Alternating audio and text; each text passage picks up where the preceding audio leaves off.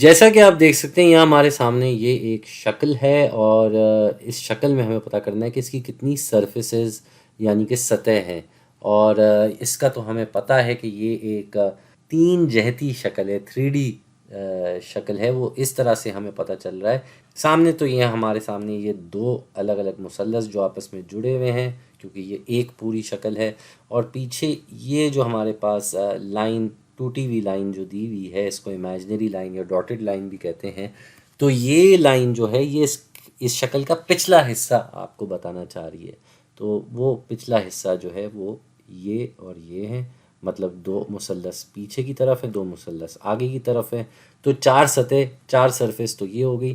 اس کے علاوہ یہ ایک نیچے مربع ہے جس کے اوپر یہ چار مثلث کھڑے ہو کے اس مقام پہ جڑ رہے ہیں۔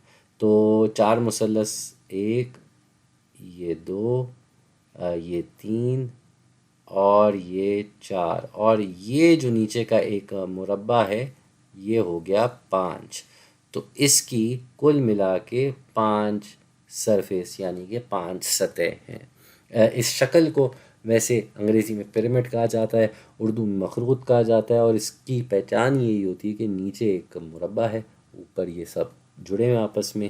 یہ آپ ایجپٹ کے بھی پیرامڈ دیکھتے ہوں گے تو یہ وہی چیز ہے۔ اب ایک اور مثال دیکھ لیتے ہیں۔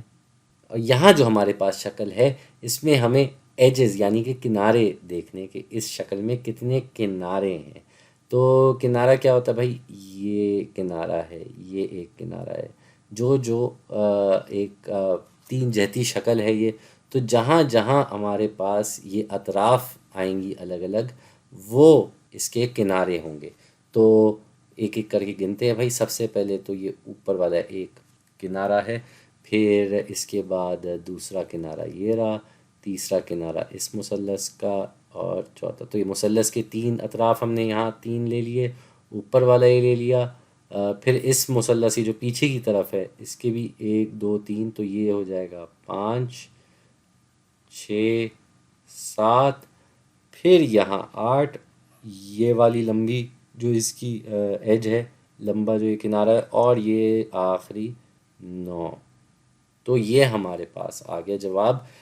اس شکل کی کل ملا کے 9 ایجز یعنی کہ 9 کنارے ہیں۔ جانے سے پہلے میرے خیال سے ایک اور سوال کر لیتے ہیں۔ اب یہاں ہمیں پتہ کرنا ہے کہ اس شکل میں کتنی چوٹی ہیں، کتنے ورٹیکس ہیں۔ ورٹیکس کا مطلب چوٹی، چوٹی کیا ہوتے ہیں؟ کونے ہوتے ہیں۔ جیسے اگر ہم اس سامنے والے مثلث کو اس شکل میں دیکھیں تو اس کے 3 کونے، ایک کونا یہ ہو گیا، دوسرا کونا یہ ہو گیا، تیسرا کونا یہ ہو گیا، یہ والا۔ ٹھیک ہے، تو یہ 3 کونے ہم نے اس کے چن لیے۔